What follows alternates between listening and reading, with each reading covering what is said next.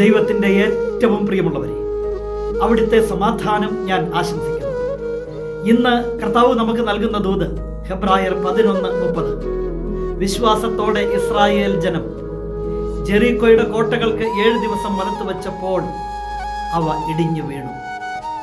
വിശ്വാസമുണ്ടെന്ന് പറഞ്ഞാൽ പോരാ, അത് വാക്കിൽ മാത്രം പോരാ, അത് പ്രവൃത്തിയിലും വേണം. അവർ വിശ്വാസത്തോടെ പ്രവർത്തിച്ചു. 7 ദിവസം ജെറിക്കോയുടെ കോട്ടകൾക്ക് വലത്തു വെച്ചു, അത് ഇടിഞ്ഞു വീണു.